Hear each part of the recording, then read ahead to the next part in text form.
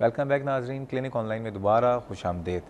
आज हमारी कोशिश है कमर के दर्द के ऊपर बात करें, लेकिन इतनी कॉल्स हैं कि ज़ाहिर बात है आपकी कॉल जब आ रही होती है हमारी सर आंखों पे होती है। तो एक बात मैं अभी से अनाउंस कर देता हूँ कि मैं कमर के दर्द पे एक नहीं, इस हफ्ते इंशाल्लाह आइंदा आने वाले दिनों में दूसरा प्रोग्राम भी करूँगा। नेक्स्ट मंडे को भी डॉक्टर साहब हमारे साथ मौजूद होंगे, क्योंकि न्यूरो सर्जन है, अपॉइंटमेंट्स हैं सारे, फिर कोयटा भी है, कराची भी है। तो नेक्स्ट मंडे को भी इंशाल्लाह ताला हमारे साथ मौजूद होंगे।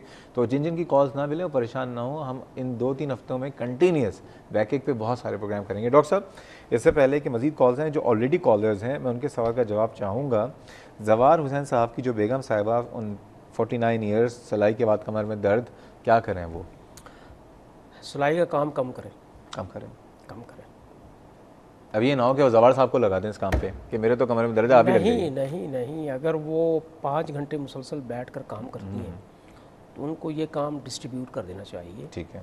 इन आवर्स 1 घंटा करें, उसके बाद फिर चलें फिरें, अपनी कमर को इस्तेमाल करें। ठीक है। दूसरी उनके लिए सजेशन ये है कि वो फिज़ियोथेरापी कराएं। फिज़ियोथेरापी की वजह से काफ़ी कुछ जो है दर्द में काफ़ी अफाका हो जाता है। ओके, कितने दिन कराएं फिजियोथेरेपी? जो उनके नज़दीक फिजियोथेरापी सेंटर है, कितने दिन तक अंदाज़न? तकरीबन 2 हफ्ते तो कराएं। 2 हफ्ते फिजियोथेरेपी कराएं। और बहू साहिबा जिनके ड्यूरिंग फर्स्ट प्रेगनेंसी के बाद से जो बैक एक है, वो बहुत सालों से बता रहे हैं, 2002 से अभी 2000, उनको इन्वेस्टिगेट कराना चाहिए। किसी न्यूरोसर्जन के पास जाएं, इन्वेस्टिगेट कराएं कि उनके ऑर्थोपेडिक सर्जन के पास जाएं, न्यूरोसर्जन के पास जाएं? न्यूरोसर्जन के पास चली जाएं, ऑर्थोपेडिक के पास चली जाएं, सर्जन के पास चली जाएं, किसी भी न्यूरोसर्जन ज़्यादा इसलिए कि कमर जो है वो न्यूरोसर्जन ज़्यादा डील करते हैं। ठीक है। ऑर्थोपेडिक्स सर्जन्स की निस्बत, सो किसी के पास जा सकती हैं, अपनी कमर का एक्सरे कराएं और उसके बाद फिर वजूहात का पता लगेगा। लेकिन अगर उनको दर्द है तो उनके लिए भी सजेशन यही है कि उनको फिजियोथेरापी करनी चाहिए, बिस्तर का सही इस्तेमाल करना चाहिए, ज़मीन पे न सोएं।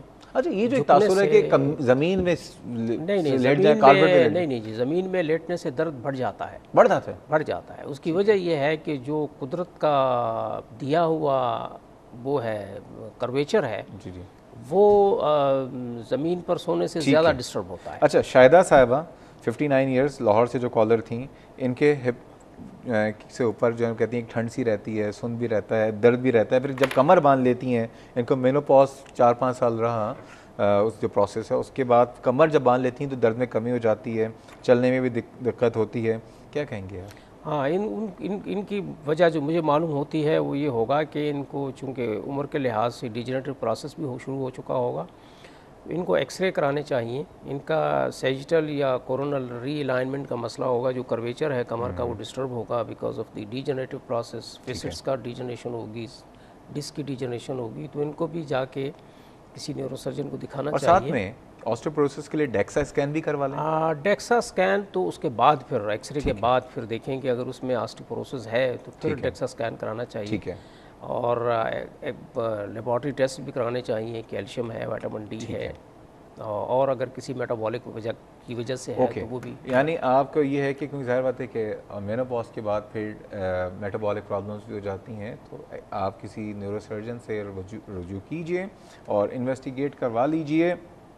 क्यों? अच्छा, उस्मान साहब 38 साल, सऊदी अरब से, उनकी जॉब ऐसी है कि वो लोडिंग का काम करते हैं, कमर में दर्द है और वज़न उठाना ही उनका काम ही है, वो क्या करें बेचारे? अब बात यह है कि ज़ाहिर है वज़न उठाते हैं तो कमर में दर्द तो होगा। जिस तरह से वो बता रहे हैं कि ज़मीन से कमर सामान उठा के वो कंधे पे रखते हैं, तो उनको या तो ये जॉब से थोड़ा सा अपने आप को अवॉइड करना चाहिए, चेंज करना चाहिए, या वज़न उठाने में थोड़ी सी एहतियात करनी चाहिए कि किस तरह से वो वज़न उठाते हैं। जो वो बता रहे हैं कि 40 किलो का वज़न उठाते हैं, तो उससे तो उनके कमर में प्रॉब्लम होगा डेफिनेटली। ओके, बेहतर ये कि नेचर ऑफ जॉब ऐसी है कि उसको जॉब चेंज करें, रिक्वेस्ट करें कि किसी और काम पे लगा दिया जाए कंपनी से ना। अच्छा, आखिरी बस हमारे पास टाइम बस 10 सेकंड रह गए। आफ्ताब साहब ने पूछा था, 52 ईयर्स एज है, कि क्या कोई सप्लीमेंट लें, क्या एक्सरसाइज करें, कि हम कोई एक्सरसाइज होती है कि अपनी कमर को हम मजबूत रखें? कमर को मजबूत करने के लिए वॉक करें, वज़न कम रखें, स्टेयर्स का इस्तेमाल कम करें, लॉन्ग ड्राइविंग से परहेज़ करें, मोटरसाइकिल चलाने से परहेज़ करें, झुकने से परहेज़ करें। तो ये ऐसी चीज़ें हैं जिससे कमर पे स्ट्रेन कम से कम पड़ता है और आदमी जो है वो पेन फ्री रहता है। अच्छा, ख़वातीन हाई हील्स का जो बहुत इस्तेमाल करती हैं अक्सर ख़वातीन, क्या हाई हील से भी कमर में दर्द होता है? बिल्कुल कमर का दर्द होता है हाई हील से, जहाँ जो बैलेंस डिस्टर्ब होता है यंग कमर एज में का, तो शायद नहीं होता होगा, बाद में फिर उसका बिल्कुल खमियाजा होता भुगतना है। और हम ये एडवाइस करते हैं कि जी वो हाई हील छोड़ दें अगर कोई पेशेंट ऐसा आए जिसको कमर का फ्लैट दर्द हो, और फ्लैट पहने, और सॉफ्ट। डॉक्टर हमीदुल्लाह साहब बहुत सारी बातें हैं, लेकिन क्योंकि डॉक्टर साहब ने अभी वादा किया है कि नेक्स्ट मंडे को मौजूद भी होंगे, और इंशाल्लाह हम कोशिश ये करेंगे कि बरोज़ बुध या बरोज़ जुम्मा दोबारा इस टॉपिक को रखें।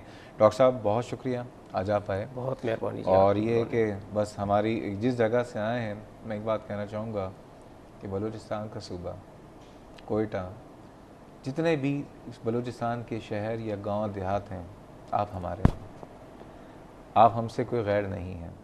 कोई शिकवा है, शिकवा ज़रूर कीजिए, लेकिन सब लोग, हम सब एक ही हैं। हम जब तक एक साथ हैं तो किसी के बाप में हिम्मत नहीं कि हमें टेढ़ी नज़रों से देखे, लेकिन अगर हम शिकवों की वजह से टूट जाएंगे, बिखर जाएंगे, तो फिर बड़े मसले मसाइल हो जाएंगे। बहुत शुक्रिया डॉक्टर साहब, बहुत सारी दुआएं आपके लिए और कोयटा के लोगों के लिए और बलूचिस्तान के लोगों के लिए भी और पूरे पाकिस्तान के लिए। नाज़रीन, ये था हमारा प्रोग्राम। इस प्रोग्राम ताल्लुक़ कोई फीडबैक या सजेशन हो तो मुझे ईमेल कर सकते हैं, अपने सवाल ज़रूर भेज दीजिए, क्योंकि प्रोग्राम आज नामुकम्मल है और मेरे ख्याल में 2, 4, 5, 6 प्रोग्राम के बाद ही शायद ये मुकम्मल होगा। और उसके लिए ईमेल है cliniconline@health-tv.tv या फेसबुक पे जाइए, क्लिनिक ऑनलाइन के पेज को सब्सक्राइब करके अपने सवालात से, अपने फीडबैक से आगाह कीजिएगा। अब हमें अपनी दुआ में याद रखिएगा। कल इंशाअल्लाह ताला मुलाकात होगी। कल तक के लिए अल्लाह हाफ़िज़।